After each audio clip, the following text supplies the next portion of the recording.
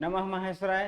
मैं डॉक्टर आशुतोष कुमार यादव आप सभी का आशुतोष महेश्वर गंगा इस चैनल पर स्वागत करता हूं और यह आशा करता हूं कि आप लोग खुश होंगे, प्रसन्न होंगे, आपकी पढ़ाई लिखाई बहुत अच्छे से चल रही होगी और आप जो भी हम पढ़ा रहे हैं उसका नोट्स या उससे संबंधित प्रश्न, चाहे ऑब्जेक्टिव हो, चाहे लघुत्तरी हो, चाहे सारांश के रूप में, चाहे हिंदी अनुवाद के रूप में, आप उसको तैयार कर रहे होंगे, अच्छे से उसका अध्ययन कर रहे होंगे। तो इसी विश्वास के साथ आज हम जो विश्व कवि रविंद्र जो आपका पाठ है, चतुर्थ पाठ है का आज हम अंतिम वीडियो पढ़ेंगे, उसको अच्छे से हम लोग समझेंगे। तो चलिए देर न करते हुए हम आते हैं अपने इस विषय को पर। तो देखिए लिखा हुआ है,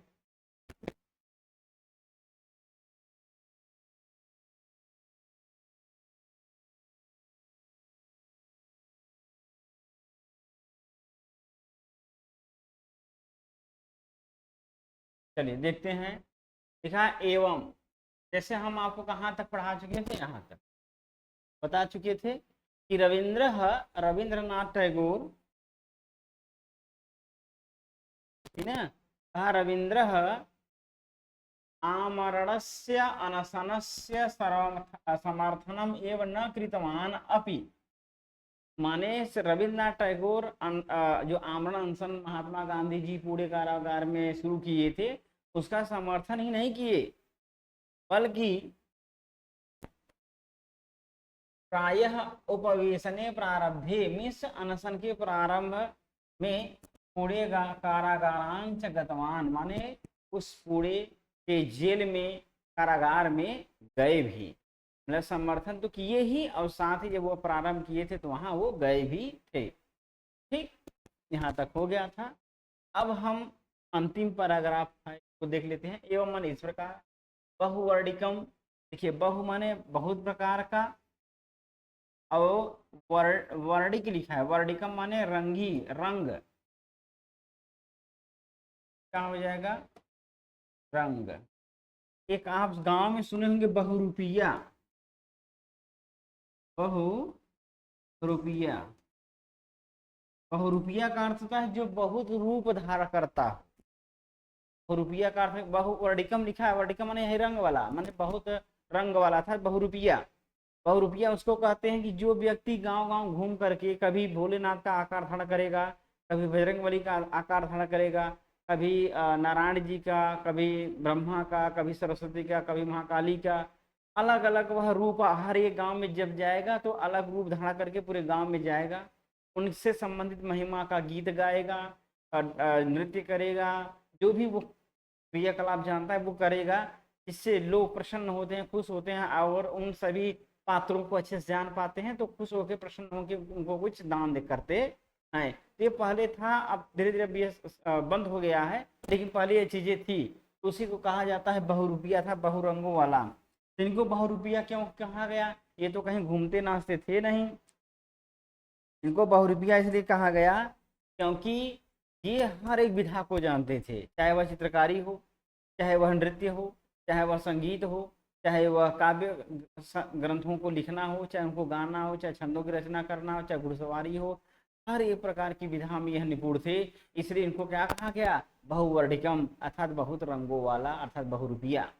तो ऐसे बहुत वेश धारण करने वाले या बहुरंगी, गरिमा पंडित, गरिमा माने मान सम्मान से सुशोभित, साहित्यिक, साहित्यकार, सामाजिक, एक सामाजिक, दार्शनिक, दर्शन को अच्छी प्रकार से जानने वाले, लोकतांत्रिक, समाज का कल्याण से संबंधित, जीवनम, उनका जो जीवन था, तस्य काव्यम ईव, उनके काव्य में, इस काव्य के माने समान, मनोहारी, सर्वेभ्य कल्याणकारी, प्रेरणादायी च अभूत, अर्थात जो उनका जीवन था, कैसा जीवन था, यहाँ शब्द लिखा है जीवन मन, उनका जीवन कैसा था, तो बहुवर्णिकम था, बहुरूपिया के समान था, गरिमा मंडितम, अर्थात गरिमा मान सम्मान से सुशोभित था, वह एक साहित्यकार जीवन जी रहे थे, एक सामाजिक थे, एक दार्शनिक भी थे, और लोकतांत्रिक, लोगों का समाज का कल्याण करने वाले, ऐसे ऐसे जो विश्व कवि रविंद्रनाथ टैगोर जी का जो जीवन है, वह जीवन तस्य काव्यम इव, उनके काव्य के समान ही, उनके ग्रंथों के समान ही मनोहारी था, मनोहर था, मन को आकर्षित कर लेने वाला था। सर्वेभ्यः कल्याणकारी, और सभी लोगों का कल्याण करने वाला था। च माने और, प्रेरणादायी अभूत, और प्रेरणा देने वाला भी। प्रेरणा मीन्स मोटिवेशन। मतलब यह कि जो उनका जीवन था रविन्द्रनाथ टैगोर जी का, पहला तो ये कहें कि वह बहुवर्णिकम था बहुरूपिया के समान था। वह एक साहित्यिक भी, साहित्यकार भी थे, वह एक दार्शनिक भी थे, वह एक लोकतांत्रिक था, लोगों का कल्याण करने वाले थे। और क्या था, एक और था गरिमा मंडितम, अर्थात उनकी जो उनका जो जीवन था वह मान सम्मान से मंडित था, सुशोभित था। ऐसा जो उनका जीवन था, जैसे उनके काव्य बड़े मनोहर हैं, मन को आकर्षित करने वाले हैं, वैसे उनका जीवन भी लोगों के मन को आकर्षित करने वाला है। और फिर कहते हैं सबका कल्याण करने वाला है और सबको प्रेरणा देने वाला था। अभूत माने था, ठीक ना। इनके खाली जीवन के बारे में बताया। फिर कहा एक चत्वारिंशत अधिक एकोनविंशे। अब इसको अलग, एक चत्वारिंशत, चत्वारिंशत मतलब होता है 40, चत्वारिंशत इसका अर्थ क्या हो गया 40। और एक अधिक, एक जब अधिक कर देंगे तो हो जाएगा 41। कितना, एक उनविंशे, एक प्लस उन प्लस विंशे, तो विंशे मतलब हो गया 20, और उन माने कम, एक माने एक, अर्थात 20 से एक कम बराबर 19। और फिर आगे लिखा है सत माने 100। अब इसको जोड़ देंगे, यहाँ हो गया 1, यहाँ हो गया 4, यहाँ हो गया 9, यहाँ 1, अर्थात 1941। संस्कृत में क्या होता है कि इधर से चलते हैं, हिंदी में हम लोग इधर से चलते हैं, 1941 कहेंगे, पहले 19 बोलेंगे, लेकिन नहीं, इसमें क्या है सबसे अंतिम वाला बोलेंगे, मीन्स एक बोलेंगे, एक जब ले लेंगे इकाई लेंगे, फिर दहाई मीन्स 40 लेंगे, फिर सैकड़ा ले लेंगे, इसलिए हो गया 1941। शततमे ईस्वी आब्दे माने ईस्वी में अगस्त मासस्य, अगस्त महीने के सप्तमी दिनांक था 7 तारीख को, देख लीजिए लिखा हुआ है 7 अगस्त 1941। रविन्द्रनाथ टैगोर पार्थिवम शरीरम, अर्थात जो उनका पार्थिव शरीर था, मिट्टी का बना हुआ जो शरीर था, वह शरीर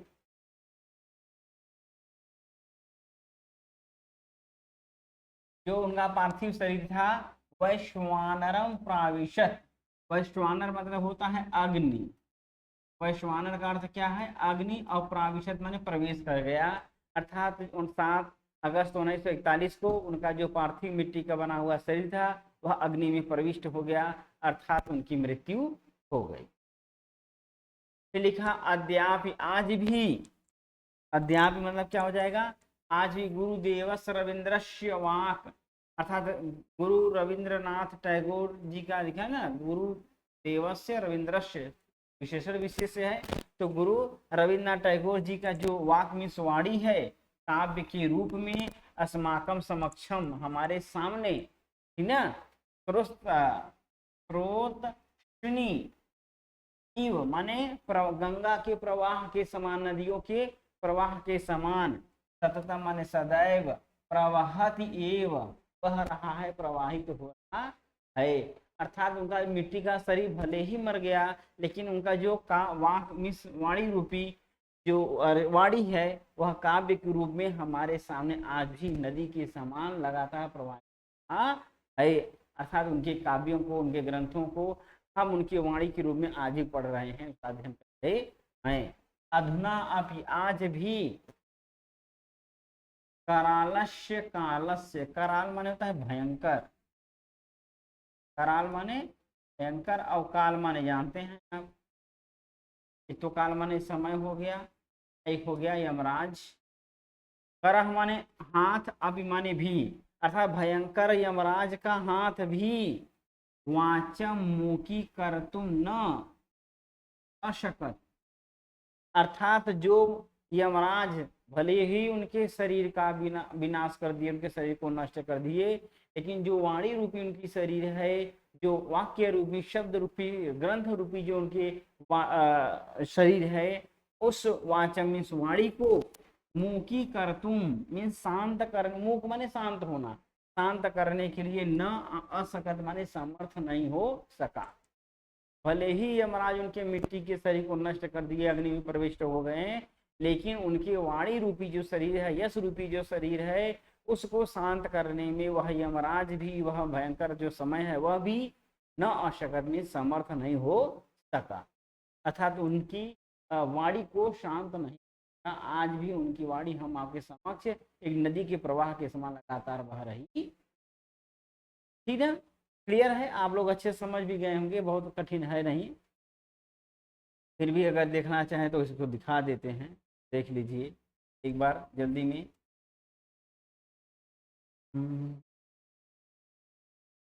चलिए, अच्छा आप लोग इसको पढ़ते, जब आप लोग पढ़ते हैं, आप लोग को जब अच्छा लगता है तो आप अपने मित्रों को, अपने भाइयों को, रिश्तेदारों को, जो भी आपके समकक्षी हैं, जो कक्षा 10 में अध्ययन कर रहे हैं, पढ़ रहे हैं, चाहे आपके जो भी संबंधी हों, उनको इसको आप वीडियो शेयर किया करिए, उनसे कहा करिए भाई आप लोग भी सब्सक्राइब करें, कमेंट्स करें, जिससे थोड़ा मोटिवेट होने का एक मौका मिलता है, जिससे हमको भी एक एनर्जी प्राप्त होती है, तो थोड़ा और अच्छा करने का अभ्यास किया जाएगा या प्रयास किया जाता है। खैर चलिए फिर से हम लोग देख लेते हैं आगे।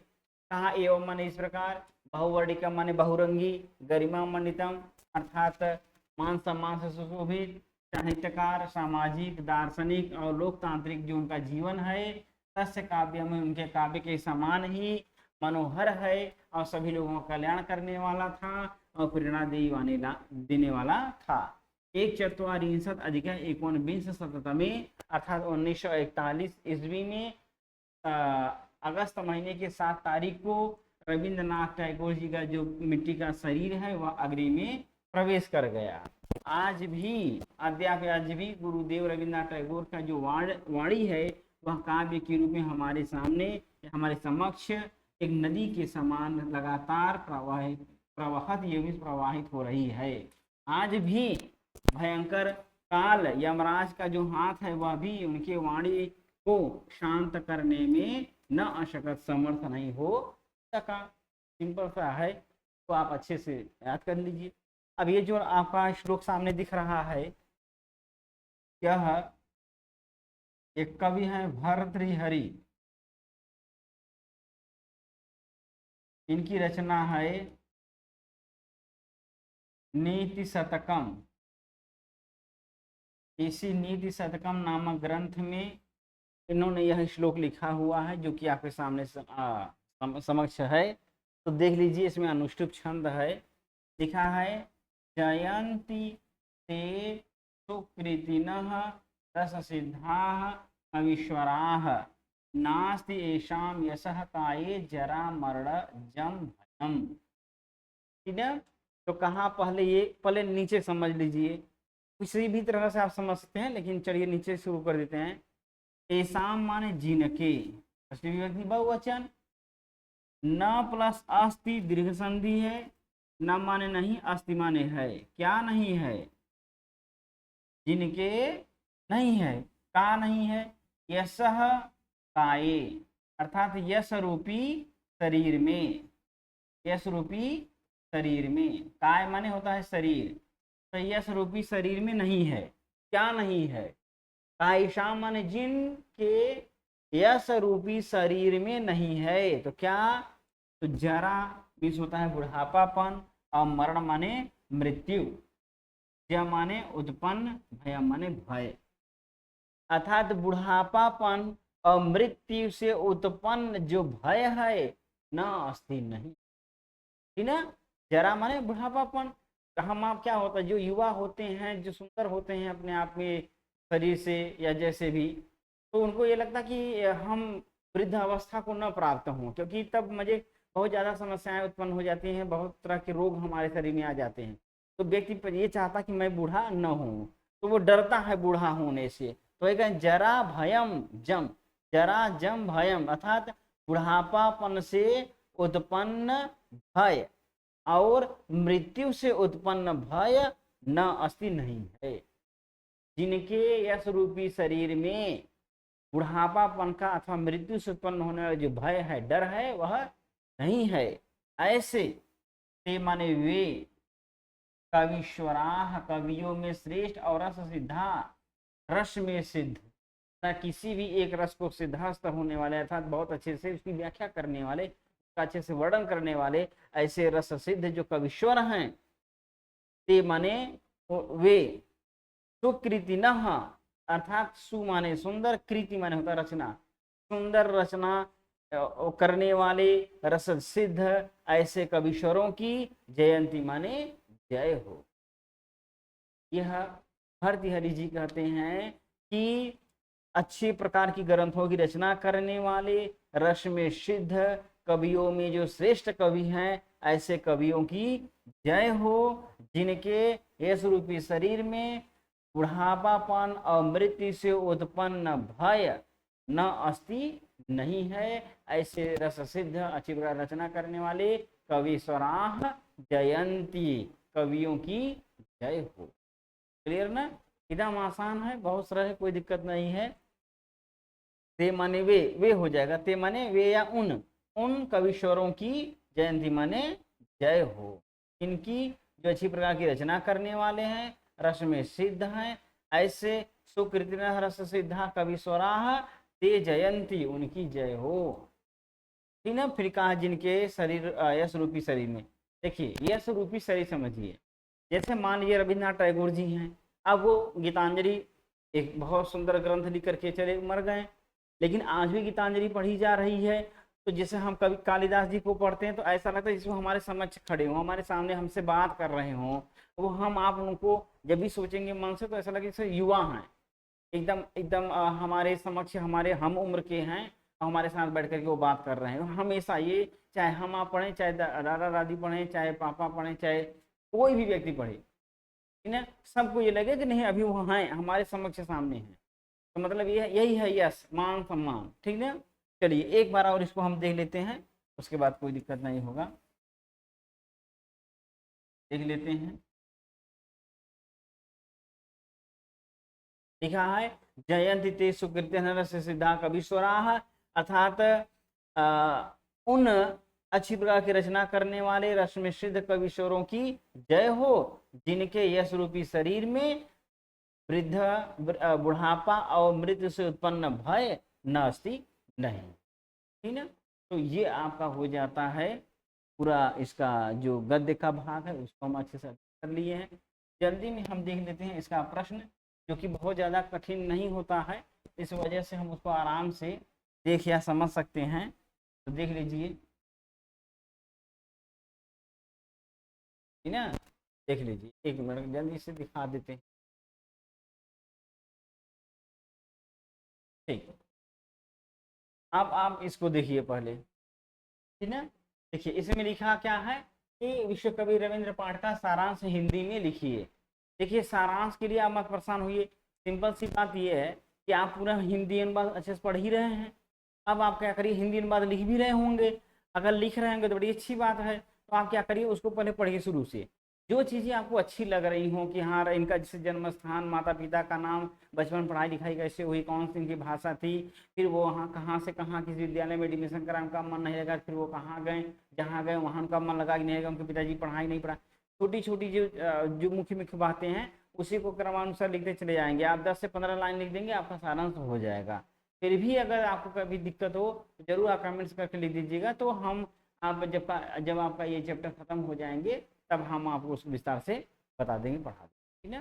इसलिए उसमें बहुत ज़्यादा दिक्कत नहीं। देखिए खुद से आप मेहनत करके खुद से आप बनाएंगे तो आपके लिए ज़्यादा कारगर सिद्ध होगा। खैर, अब देखिए ये वाला जो आपके जो भी प्रश्न है इसमें क्या करना है, खाली हिस्सा संदर्भ हिंदी अनुवाद लिखना है। अब इतना संदर्भ नहीं लिखेंगे कि प्रस्तुत पद्यांश गद्यांश हमारी पाठ्य पुस्तक संस्कृत गद्य भारती के विश्व कवि रविंद्र नामक चतुर्थ पाठ से लिया गया है। बस ये हो गया संदर्भ। अब इसका आप हिंदी अनुवाद लिख देंगे जैसा दिए। तो अब हम आ जाते हैं सीधे यहाँ तृतीय प्रश्न पर। लिखा है कि निम्नलिखित प्रश्नों के उत्तर हिंदी में लिखिए। देखा कि रविंद्रनाथ को विश्व कवि क्यों कहा जाता है। रविन्द्रनाथ टैगोर जी को विश्व कवि क्यों कहा जाता। अब देखिए आप,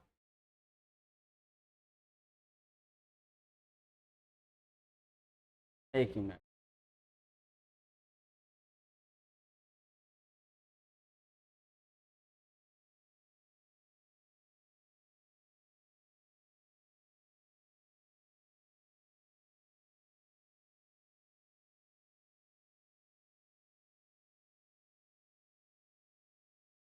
कहाँ ही है,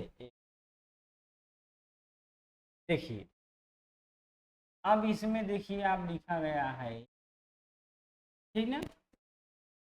चलिए देखिए लिखा है कि आंग्ल वांग्मय काव्य धन शेक्सपियर यू, मतलब यही वाला बात लिखेंगे, जैसे अंग्रेजी भाषा में काव्य के धनी शेक्सपियर के समान, संस्कृत साहित्य में कवि कुलगुप्त कालिदास के समान, और हिंदी साहित्य में महाकवि तुलसीदास के समान, बंगाल साहित्य में कवि रविन्द्रनाथ टैगोर को कौन नहीं जानता है, लेकिन अविदिता कौन नहीं जानता था, सब लोग जानते हैं। आधुनिक भारतीय शिल्प में रविन्द्रनाथ टैगोर का स्थान महत्वपूर्ण है, सर्वे ज्ञायत एवं सभी लोग जानते हैं। और तस्य बहूनि योगदानानि पृथक्यन वैशिष्ट्यम लभन्ते, उनकी जो विशेष योगदान है वह भी अलग से विशेषता रखता है। इसलिए जैसे अंग्रेजी भाषा में आपके शेक्सपियर हैं, संस्कृत साहित्य में कालिदास हैं, हिंदी साहित्य में तुलसीदास जी हैं, इन्हीं महान कवियों के समान बंग साहित्य में रविन्द्रनाथ टैगोर जी का भी स्थान आता है। इनका महत्वपूर्ण जो भी योगदान है वह विशेष महत्व रखता है।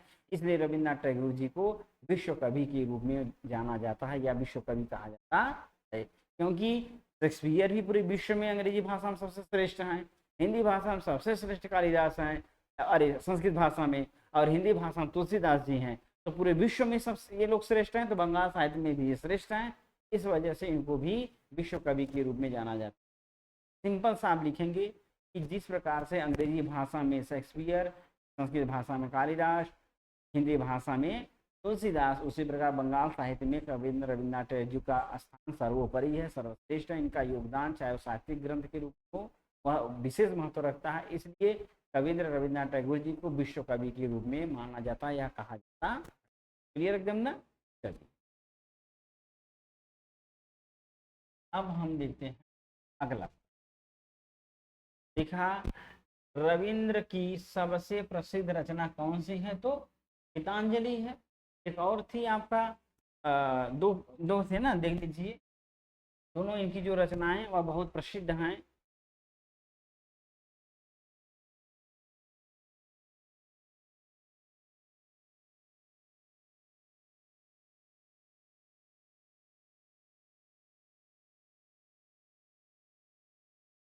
ये चित्रांगदा है, ठीक है, कौन सी है, एक चित्रांगदा है और एक गीतांजलि। तो सबसे अगर श्रेष्ठ माना कहा जा रहा है तो खाली आप गीतांजलि का, ठीक ना।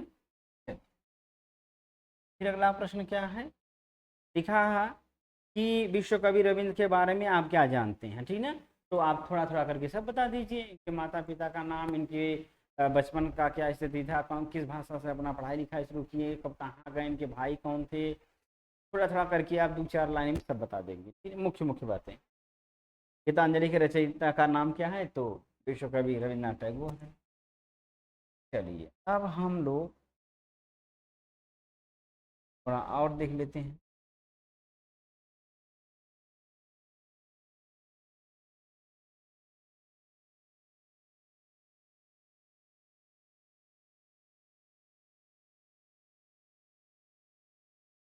यहाँ तक हो गया, गीतांजलि के रचयिता का नाम क्या है ये आप बता दिए।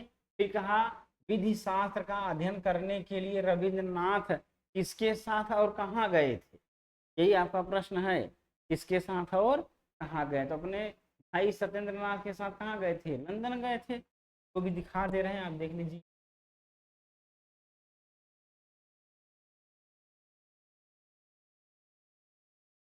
देखिए यहीं ऊपर लिखा है, देख लीजिए, यहीं देखिए लिखा, ये देखिए लिखा है कि अष्टादश अष्टसप्तति अधिक अष्टादश शततमे अर्थात 1878 ईस्वी में सितंबर महीने में अपने भाई न्यायाधीश सत्येंद्र नाथ के साथ विधि शास्त्र का अध्ययन करने के लिए, अर्थात अर्थात वकालत करने के लिए कहाँ गए थे, लंदन नगर गए थे। बस इतना ही पूछा कि रविन्द्रनाथ टैगोर वकालत करने के लिए कहाँ गए, तो लंदन नगर गए। किसके साथ गए, तो न्यायाधीश सत्येंद्र नाथ के। ठीक हो गया ना, ये आपका आंसर हो गया। फिर अगला प्रश्न देखिए क्या है,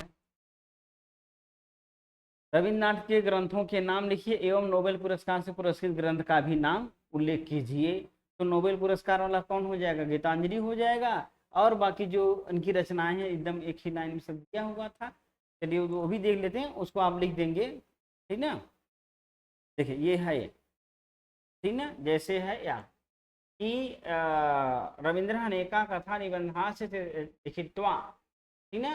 पारिवारिक पत्रिकाओं में क्या क्या था, भारती था, साधना था, तत्वबोधनी, ये पत्रिकाएं हो गई।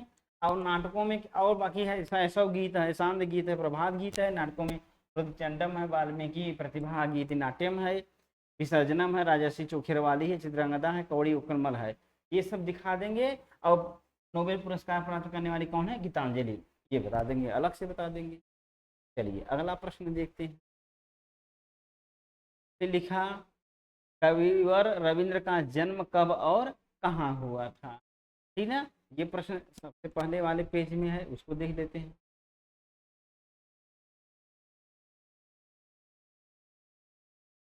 देखिए यहाँ लिखा हुआ है, हिंदी में ही देख लिख दिया गया, इसी को देख लीजिए आप। इनका जन्म 7 मई सन 1861 ईस्वी को कोलकाता के एक समृद्ध ब्राह्मण परिवार में हुआ था। कहाँ हुआ था, तो कोलकाता में हुआ था 7 मई सन 1861 ईस्वी, ठीक ना।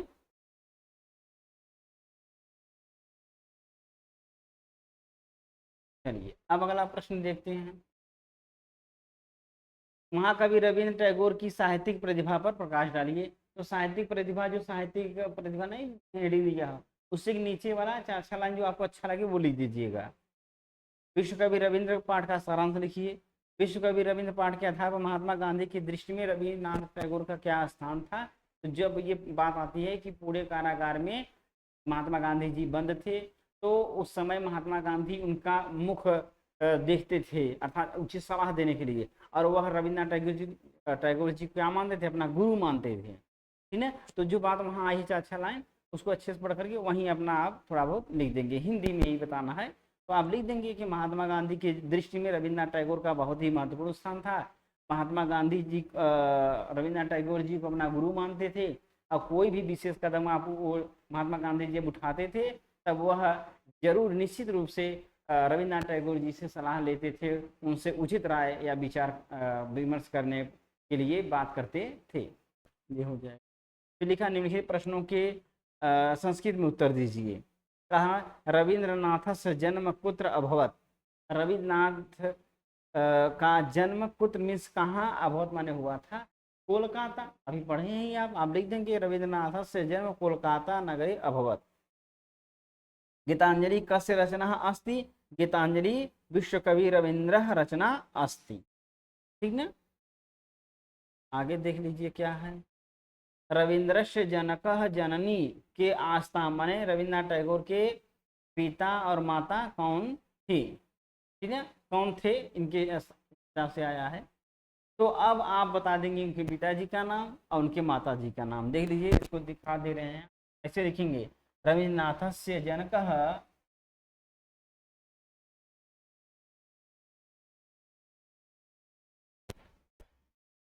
ठीक ना। देखिए आप लिखेंगे रविन्द्रनाथ है, रविनाथ से, यहाँ लिख दे रहे हैं ये रविन्द्रनाथ से जनक देवेंद्रनाथ जननी शारदा देवी चास्ताम, यही आंसर आपका है। बस यहाँ जो अस्य लिखा है, यहाँ आप क्या लिख देंगे, जनकस्य, जनकस्य, सॉरी जनकस्य नहीं, रविंद्रस्य जनक देवेंद्रनाथ जननी शारदा देवी चास्ताम, बस आपका यही आंसर हो जाएगा। चलिए अगला प्रश्न देखते हैं क्या क्या है। चलिए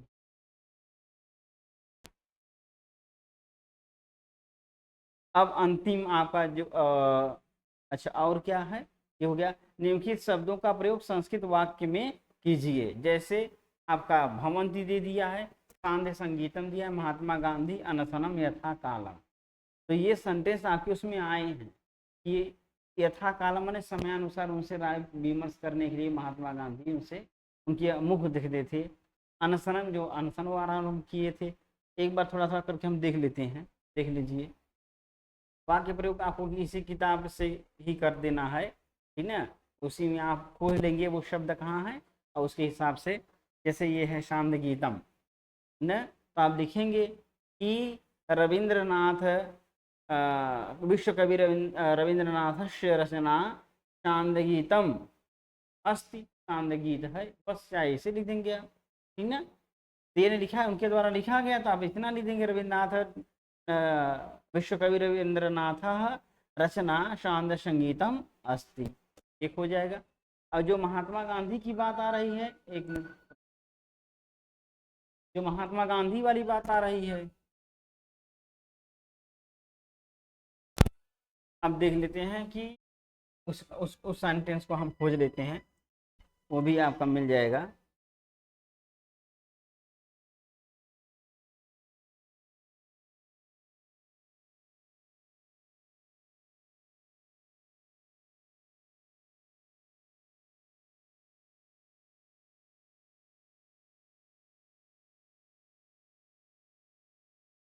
यहाँ लिखा है ये चीज, महात्मा जो प्रश्न था महात्मा गांधी के जीवन में रविन्द्रनाथ टैगोर जी का क्या स्थान है, तो देखिए लिखा है महात्मा गांधी गुरुदेव रविन्द्रनाथ टैगोर का केवल आदर ही नहीं करते थे, अपितु यथा समय, अच्छा यथा कालम भी आया था, तो यही आप लिखेंगे यथा कालम समीचीनम सम्मत्यै मुखम अपि इच्छते स्म, अर्थात यथा काल में समयानुसार, समय को देखते हुए वह रविन्द्रनाथ टैगोर जी के समीचीन माने महत्वपूर्ण मत्य विचारों को भी मुखम अभिक्षते में, जो अच्छी बात है या अच्छा राय है उसको जानने के लिए रविन्द्रनाथ टैगोर जी का मुख देखते थे। तो यथा कालम वाला यहाँ से आप लिखा देंगे, यथा कालम समीचीन सम्मत्यै हम अभी इच्छते स्म।